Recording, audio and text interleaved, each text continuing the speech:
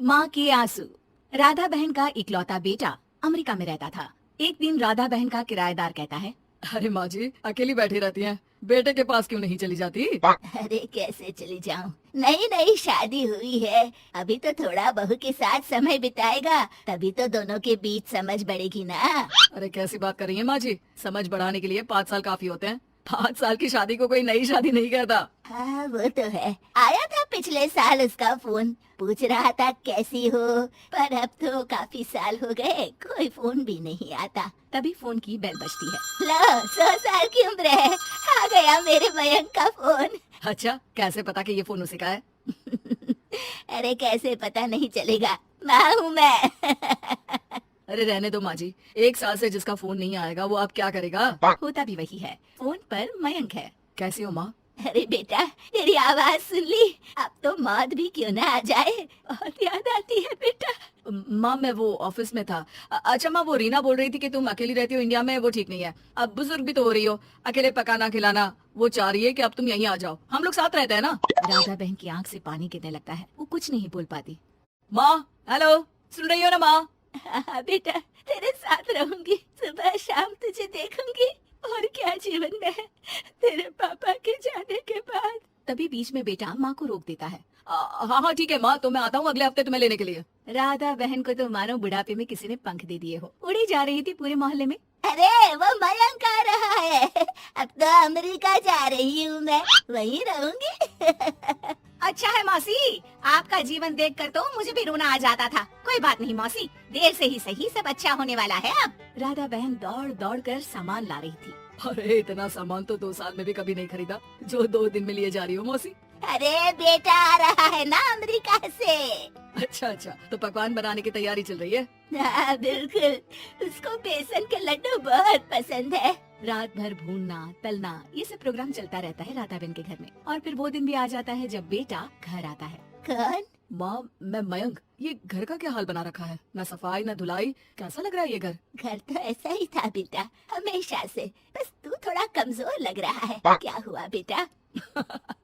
ये कमजोर नहीं फिट होता है माँ। वैसे और बता क्या हाल है तेरे? बेटे के मुंह से हाल पूछने का अंदाज भले ही फॉर्मेलिटी वाला हो, लेकिन राधा बहन की आंख फिर भर आती है। अरे यार ये तुम्हारी हर बात पर रोने की आदत न जाने कब जाकर खत्म होगी। सही कहती है रीना तुम्हारे लिए। रीना बहू क्या कहती है मेरे लिए? यही के बस यही एक आदत है तुम्हारी माँ की, इमोशनल ब्लैकमेल। अरे यार अब इसमें रोने की क्या बात है? ना ना कुछ नहीं, बहुत दिन बाद तो घर आया ना तो क्या रोएगी? हाँ क्यों?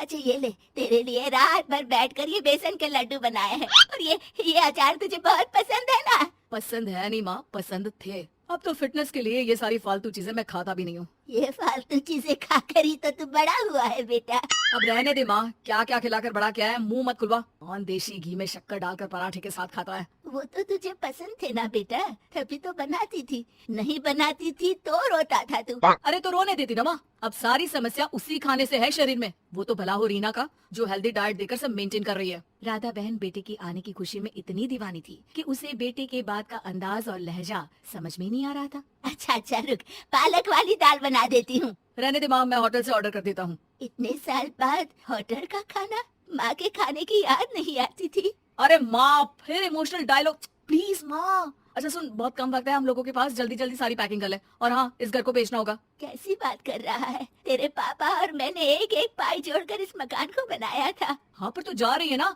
फिर कौन मेंटेन करेगा? कैसे क्या होगा माँ, मैं तो अब इंडिया आऊंगा भी नहीं। बेटा तो सो जाता है, लेकिन माँ घर का एक एक कोना घूम घूम कर देखती है।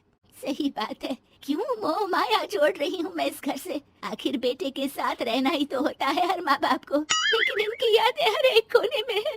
खैर औने पौने दामों में घर को बेच बेटा और माँ एयरपोर्ट के लिए रवाना हो जाते हैं। माँ यहीं बैठ, मैं अभी आया। नहीं नहीं बेटा, मैं साथ रहूंगी, पहली दफा आ रही हूँ ना। अरे माँ टिकट, बोर्डिंग, सामान, चेक इन, 10 काम है, करके आ रहा हूँ ना। ठीक है जल्दी आ जाना, यहाँ घबराहट होती रहेगी। बेटा माँ को समझाकर चला जाता है। माँ बैठी रह जाती है, लेकिन बेटा आता ही नहीं। एयरपोर्ट के लोग बताते हैं कि इस नाम का लड़का तो कब का अमेरिका की फ्लाइट लेकर उड़ चुका है। माँ किसी तरह अपने बीके हुए मकान में ही आ जाती है। मुझे कुछ दिन रहने दो, पता नहीं क्या हुआ, हो सकता है कोई मजबूरी हो बेटे की। नया मकान मालिक कहता है, और माँ जी कमरा तो मैं आपको दे दूं, पर भाड़े का क्या? पति की पेंशन भी है भैया। ठीक है, आप आराम से रहिए, लेकिन एक बात बताइए, आप किसी रिश्तेदार के घर क्यों नहीं चली जाती? अरे कैसी बात कर रहे हैं आप, मेरा बेटा कभी भी आ सकता है, अगर मैं उसे यहाँ नहीं मिली तो।